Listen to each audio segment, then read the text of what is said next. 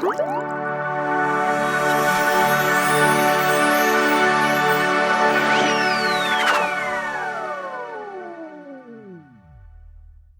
adik-adik semua, selamat hari Minggu. Ketemu lagi nih di ibadah online sekolah Minggu. Hari ini kakak ditemani oleh dua orang. Yang pertama ada Kak Darwin, lalu yang kedua di sebelah kakak ada Kak Jojo. Nah adik-adik, udah siap untuk memuji Tuhan? Udah siap untuk mendengarkan firman Tuhan? Kalau sudah siap, yuk siapkan dirinya. Mari lipat tangannya, tundukkan kepalanya, kita berdoa dulu yuk sebelum ibadah. Mari kita bersatu di dalam doa. Terima kasih Bapa, terima kasih Yesus, terima kasih Roh Kudus untuk penyertaan Tuhan selama seminggu kemarin. Hari ini kami bersyukur Tuhan boleh bertemu lagi meskipun secara online untuk beribadah ya Tuhan. Hari ini berikan kepada kami sukacita, damai sejahtera, supaya kami boleh sungguh-sungguh untuk memuji dan memuliakan nama-Mu. Biarlah kami boleh menyenangkan hati-Mu dan pujian kami boleh berkenan di hadapan-Mu. Terima kasih ya Tuhan, sertai kami dimanapun kami berada, biarlah hati kami selalu tertuju padamu. Hanya di dalam nama-Mu kami berdoa dan bersyukur, amin. Nah adik-adik, yuk kakak undang untuk bangkit berdiri. Kita mau naikkan satu pujian, judulnya Ada Satu Sobatku.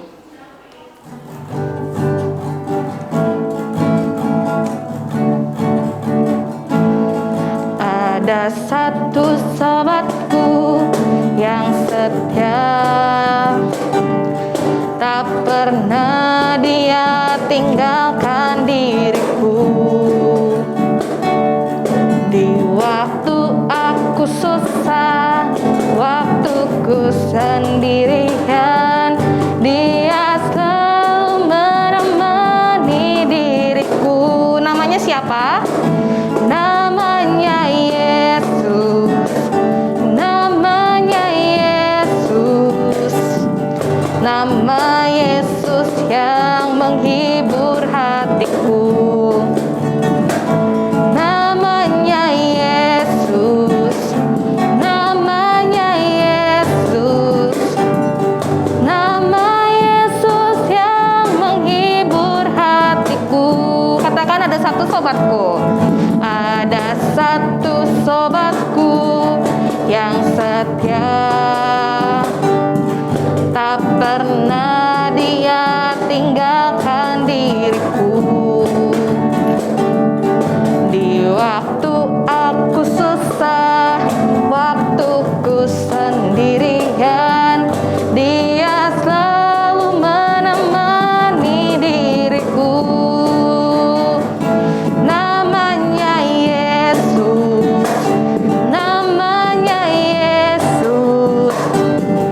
Nama Yesus yang menghibur hatiku. Namanya Yesus. Namanya Yesus. Nama Yesus yang menghibur hatiku. Namanya Yesus. Namanya Yesus. Nama Yesus yang menghibur hatiku. Namanya Yesus. Namanya Yesus. Nama Yesus yang menghibur hatiku. Nama Yesus yang menghibur hatiku. Nama Yesus yang menghibur hatiku. Boleh beri kemuliaan untuk Tuhan, beri tepuk tangan. Dimana adik-adik percayakan bahwa sobat kita ada nih bersama-sama dengan kita di setiap saat, di setiap waktu, namanya Tuhan Yesus. Jadi kita nggak boleh takut untuk sendirian. Nah adik-adik, mari kita siapkan diri kita untuk mendengar kebenaran firman Tuhan. Kita mau rasakan kehadiran Tuhan di tengah-tengah kita, di dalam kehidupan kita. Dengan menaikkan pujian ini, arti kehadiran-Mu.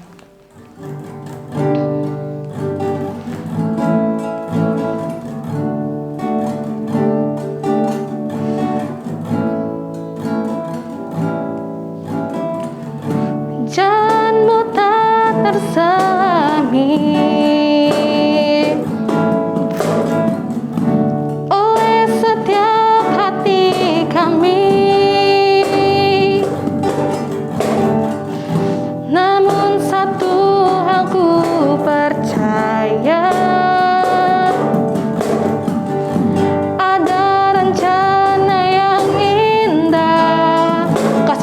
tiada terduga bagi kita.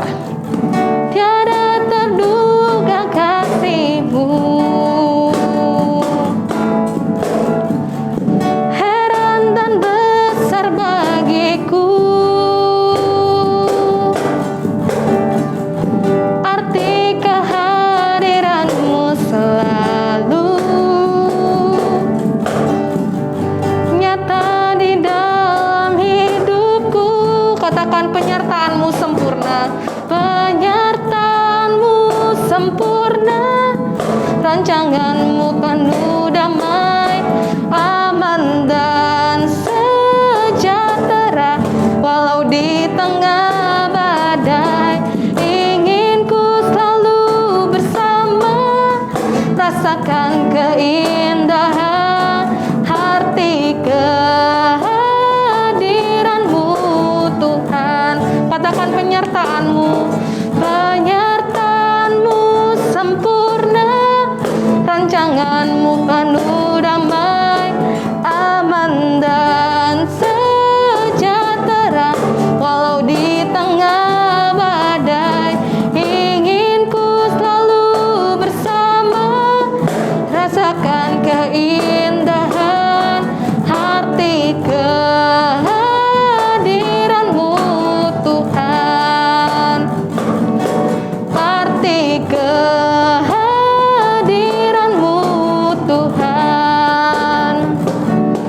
Arti kehadiran-Mu Tuhan. Mari adik-adik, kita bersatu dalam doa sebelum kita boleh mendengarkan firman Tuhan. Benar ya Tuhan, kami percaya bahwa Engkau hadir bersama dengan kami.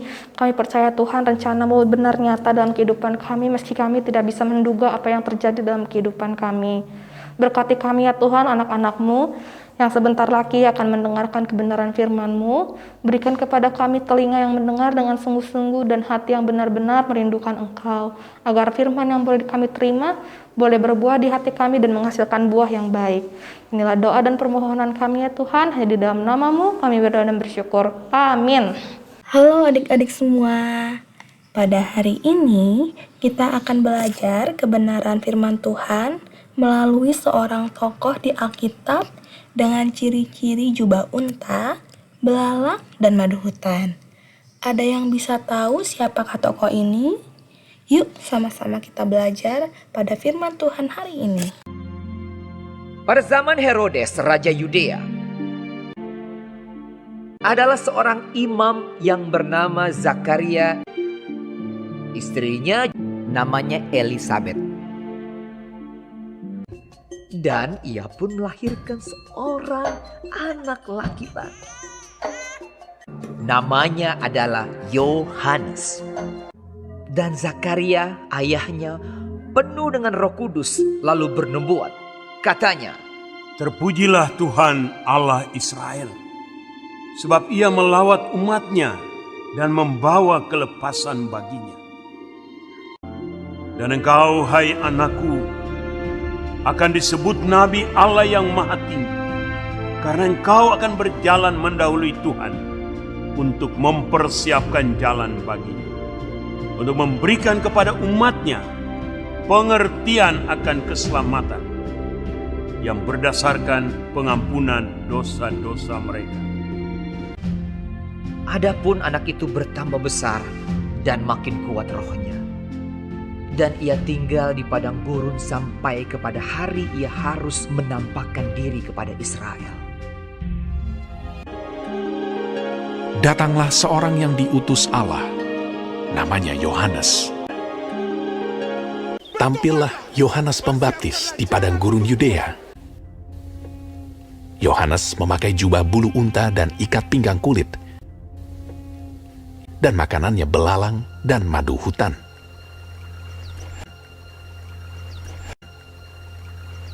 Dan memberitakan, "Bertobatlah, sebab kerajaan sorga sudah dekat." Sesungguhnya dialah yang dimaksudkan Nabi Yesaya. Ada suara orang yang berseru-seru di padang gurun, "Persiapkanlah jalan untuk Tuhan, luruskanlah jalan baginya." Maka datanglah kepadanya penduduk dari Yerusalem, dari seluruh Yudea, dan dari seluruh daerah sekitar Yordan. Lalu sambil mengaku dosanya, mereka dibaptis oleh Yohanes di sungai Yordan. Pada keesokan harinya, Yohanes melihat Yesus datang kepadanya, dan ia berkata, Lihatlah anak domba Allah yang menghapus dosa dunia. Dan aku telah melihatnya dan memberi kesaksian. Ia inilah anak Allah. Maka datanglah Yesus dari Galilea ke Yordan kepada Yohanes untuk dibaptis olehnya. Tetapi Yohanes mencegah dia, katanya, Akulah yang perlu dibaptis olehmu, dan engkau yang datang kepadaku. Lalu Yesus menjawab, katanya kepadanya, Biarlah hal itu terjadi, karena demikianlah sepatutnya kita menggenapkan seluruh kehendak Allah. dan Yohanes pun menurutinya. Dialah yang kumaksud ketika kukatakan, kemudian daripadaku akan datang seorang yang telah mendahului aku, sebab dia telah ada sebelum aku. Tetapi untuk itulah aku datang dan membaptis dengan air, supaya ia dinyatakan kepada Israel. Sesudah dibaptis, Yesus segera keluar dari air. Dan pada waktu itu juga langit terbuka, dan ia melihat Roh Allah seperti burung merpati turun ke atasnya. Lalu terdengarlah suara dari sorga yang mengatakan, Inilah anakku yang kukasihi, kepadanya lah aku berkenan. Adik-adik semua, gimana nih dari cerita Yohanes Pembaptis tadi? Nah, kakak mau ngasih 2 hal tentang teladan dari Yohanes Pembaptis. Yuk sama-sama dicatat, diingat-ingat, dan dilakukan. Yang pertama adalah menjadi anak Tuhan yang berani bersaksi dan menceritakan kebaikan Tuhan dalam kehidupan kita. Yang kedua, dan yang terakhir, yang bisa kita teladani dari Yohanes Pembaptis adalah ketaatan. Ketaatan Yohanes Pembaptis ini perlu kita contoh. Perbuatan yang taat itu seperti menghormati orang tua, menghormati guru, melakukan kewajiban kita di sekolah, membaca dan mendengarkan firman Tuhan. Itu adalah salah satu perbuatan yang menunjukkan ketaatan. Nah, bagaimana adik-adik? Kita bisakah menjadi anak-anak yang taat? Asalkan kita mau bersungguh-sungguh menyerahkan kehidupan kita ke dalam tangan Tuhan, seperti Yohanes Pembaptis tadi. Ayat hafalan kita terambil dari Yohanes 14 ayat 15.